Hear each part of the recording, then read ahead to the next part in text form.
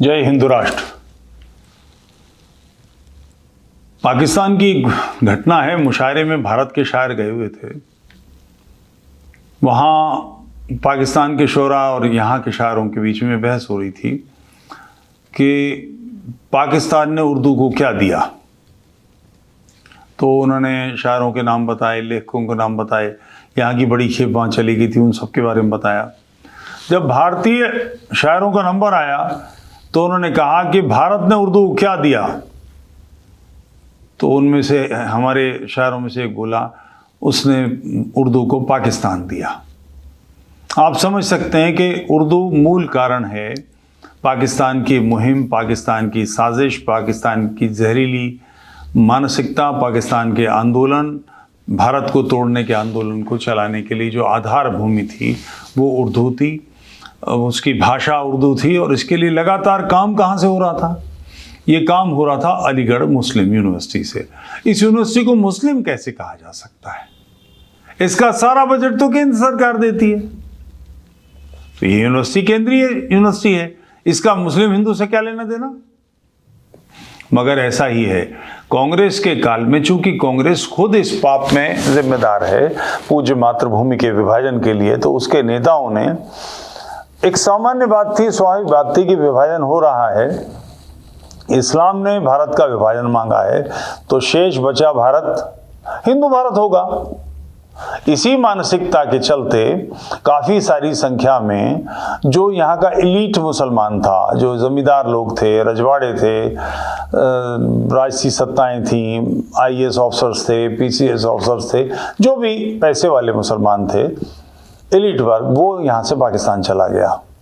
आम आदमी की तो बस का था ही नहीं, और उसने जाने में दिलचस्पी भी नहीं दिखाई। उसने अपना काम किया, यानी पूज्य मातृभूमि के विभाजन के पक्ष में 45-46 के चुनावों में वोट डाला और ये निश्चित किया कि पाकिस्तान बन जाए।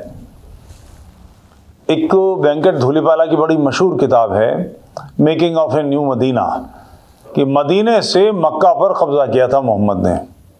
ऐसे ही भारत के दोनों कंधों पर मक्का बना दिया, यानी बांग्लादेश और पाकिस्तान, यहाँ से ये लॉन्चिंग पैड है और यहाँ से भारत को कब्जा करने की सारी मुहिम चलाई जाएंगी। और उसके लिए जो अंदर के लोग हैं, शिन्नांग, ये सब मदद करेंगे। ये सारा का सारा काम था। इस सारे काम के संचालन करने की, इस सारे काम को बनाने की, इस सारे काम के पीछे बुद्धि कहाँ से लगी? वो अलीगढ़ यूनिवर्सिटी थी। वहाँ के छात्र थे, वहाँ के शिक्षक थे, जिन्होंने लगभग एक पूरा साल खराब कर दिया। ग्रुप के ग्रुप बनाकर भारत भर के मुस्लिम बस्तियों में फैल गए, मुस्लिम गांवों में, मुस्लिम देहात में, मुस्लिम कस्बों में, मुस्लिम शहरों में फैल गए और वहाँ लोगों को तैयार किया भारत के विभाजन के पक्ष में वोट डालने के लिए। ये बहुत जहरीली यूनिवर्सिटी है और इसकी सारी जमीन कहाँ से आई है?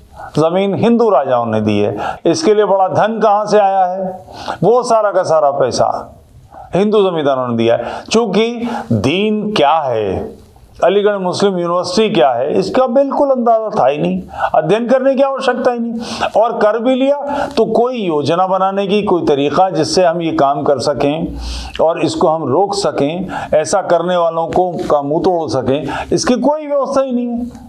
यहाँ तो केवल एक ही काम है, राधे राधे, अभिषेक कराना, 56 भोग कराना, गिरिराज जी की परिक्रमा, फलाना ढमाका, ये नौटंकियां, इन सब का परिणाम है कि पाकिस्तान बन गया, बांग्लादेश बन गया। सनातनी, आर्य समाजी, बौद्ध, जैन, सिख, यही है भारत की संतानें।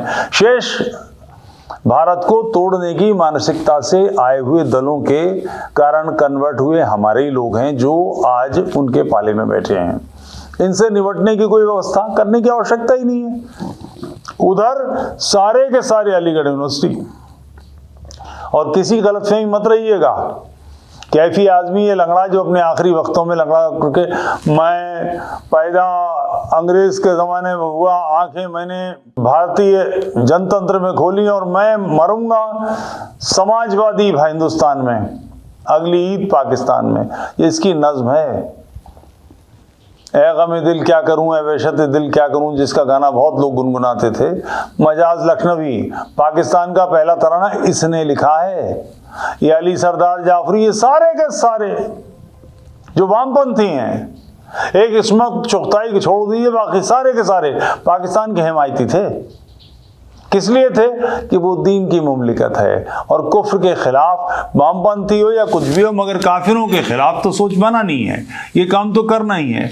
और इन सब के लिए जो एक ब्रेन का काम करेगा, जो सारी धमनियों को, सारी शिराओं को जहरीला बनाएगा, इस देश की शिराओं में विष घोलेगा, उस सब का जो ब्रेन था, जो सारा काम था, वो अलीगढ़ यूनिवर्सिटी थी। मुझे आश्चर्य होता है कि आज भी अलीगढ़ यूनिवर्सिटी में मोहम्मद अली जिन्ना का फोटो लगाया जाता है, इस पे लड़ाइयाँ होती हैं। आज भी इतनी हिम्मत है। अभी ये कुछ दिन पहले की बात है कि वहाँ नोटिस बोर्ड पर, मैस के नोटिस बोर्ड पर ये नोटिस लगाया गया कि लोगों की डिमांड पर कई लोगों की चिट्ठियाँ आई हैं, इसलिए चिकन बिरयानी की जगह बीफ बिरयानी सर्व होगी। फिर इस पर हंगामा हुआ तो हरामजादों ने माफ़ी मांगी और ये कहा कि वो प्रिंटिंग मिस्टेक थी, बीफ की स्पेलिंग और चिकन की स्पेलिंग बिल्कुल आसपास की है, कॉमा फुल स्टॉप का चेंज करने से गड़बड़ हो जाएगी। ये सायास हरकतें हैं कि किसी तरह से काफिरों को नुकसान पहुंचाओ, काफिरों को तकलीफ दो, सारी दुनिया को इस्लाम की मुमलिकत बनाना है। ये बेसिक कंसेप्ट है कुफ्र और ईमान की लड़ाई, जो मोहम्मद के समय थी, जो बाद में चलती रही और ये लगातार चलती आ रही है। भारत पर पहले आक्रमण, हिंद सिंध पर आक्रमण जो किया था उन्होंने 712 ईस्वी में, ये सफल हुआ था। उससे पहले और दर्जनों आक्रमण किए थे, मार के भगा दिए गए थे। और इसकी सफलता के बावजूद 25-30 वर्ष में फिर इस आक्रमण के करने वालों को सबको मार के भगा दिया गया। मगर इन्होंने जो मंदिर तोड़े थे, जहां गायों की हत्या की थी, जिन लोगों को मुसलमान बना दिया था तलवार के जोर पर, जिनको नमाज पढ़ना सिखाई थी, जिनसे कहा गया था कि तुम अब काफिर नहीं हो तो मुस्लिम हो, उन लोगों की शुद्धि का कोई रास्ता हमने नहीं निकाला। उधर वो मानसिकता लगातार काम कर रही है कि किस तरह से देश को नष्ट करना है, इसको इस्लामी बनाना है, इसके राष्ट्र को समाप्त करना है। इकबाल का वो जो एक शेर है ना, यूनान और मिस्र रोमा सब मिट गए जहां से, इसका मतलब क्या है? यूनान तो आज भी है, मिस्र तो आज भी है, रोम तो आज भी है। यूनान, मिस्र, रोम की जो मूल संस्कृतियां थी वो समाप्त कर दी गई।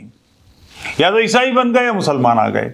वहां जो मूर्ति पूजकों की संस्कृति थी, जिन्हें उन्होंने पैगन कह के और मुशरिक कह के जिनकी हत्याएं की, जिनका नाश किया, वो सारे के सारे लोग समाप्त कर दिए गए। यूनान, मिस्र, रोम आज भी हैं, संस्कार बदल गए। पाकिस्तान जिसे कहते हैं वो भारत का ही हिस्सा है, शेष बचा भारत, ये पाकिस्तान जैसा बन जाए, इस काम में लगातार षड्यंत्र चल रहे हैं। और आज भी इन षड्यंत्रों का अड्डा, क्योंकि फ्रेश ब्लड चाहिए किसी भी उत्पाद के लिए। फ्रेश ब्लड कहाँ से आएगा? वो सारा का सारा अलीगढ़ यूनिवर्सिटी से आता है।